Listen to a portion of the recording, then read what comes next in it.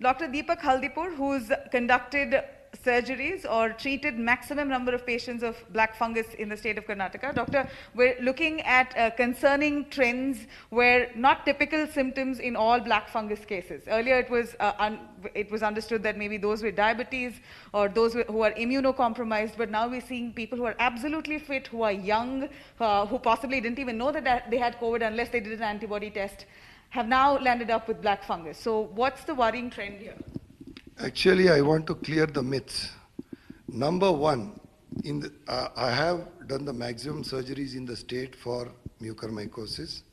I have seen the maximum number of outpatients for mucormycosis. Now, the thing is, one thing, we have seen mucormycosis in patients who were treated at home. They have only taken tablets. They have not got admitted in any hospital. They have not taken any oxygen, any humidified oxygen. No steroids as well. No, yes. And number two, till this COVID everything came, you notice two things.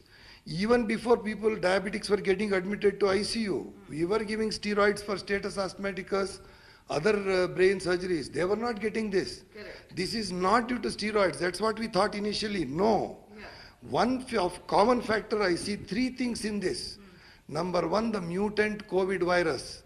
We gave the same treatment to COVID last year. The first wave, we didn't see any case.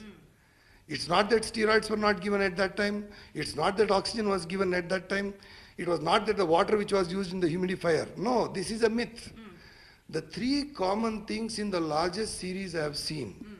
Number one, the mutant COVID virus. Number two, most of these people are not vaccinated. They have not received the vaccine. I'm still going through these numbers. I should be able to come with more information about this. And finally, remember, mucor is in the air. You are breathing it, I am breathing it, he is breathing it. The nasal immunity is low in those people, and those people are getting it. So why is the nasal immunity low in Indians? Is it because we have been steaming ourselves to glory from morning to evening? See, because Doctor, there is one case where the man has no diabetes. He's been very fit. He says he's never had steroids in his life. He's never had oxygen in his life. Spot on. You are speaking my language. It is the mutant COVID virus.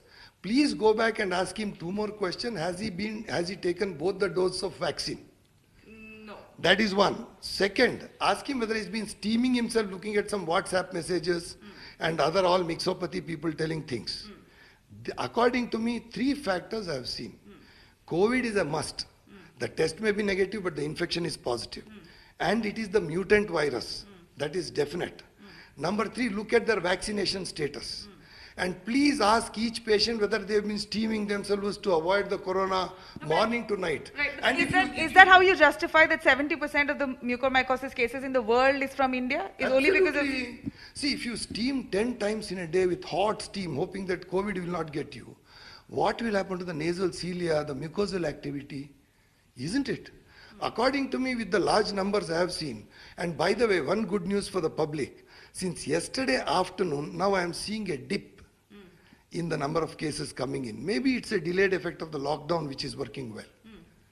Okay. Basically, yes. So, but I still feel public should not get scared. We are a very large population, Nabila. We get it, but See, we are 6 crores. 6 crore population. How many mucormycosis are we seeing? Undoubtedly, but the cases that were ideally 100 initially have now become 700 in the state of Karnataka itself. Yeah, Pan-India, we're looking at close to Nabila, 9,000 cases. Nabila, media should have some responsibility. What is 700 in a population? Let me tell you one thing. You yourself say that early detection is cure. Yes, so I if agree. we don't alert... Then we should talk about the science and how to detect it early. Okay, a quick word of We should advice, do some- sir. How see, do you detect see, it early? These are not numbers. These are human beings. Isn't No it? doubt, sir. A Yes. quick word of advice on how do you detect it early, because early detection is the key to curing. The most important thing is patients should look for one-sided pain. And it's not some vague pain.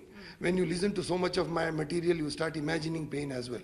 It is a severe neuralgic pain which doesn't allow you to sleep. Right.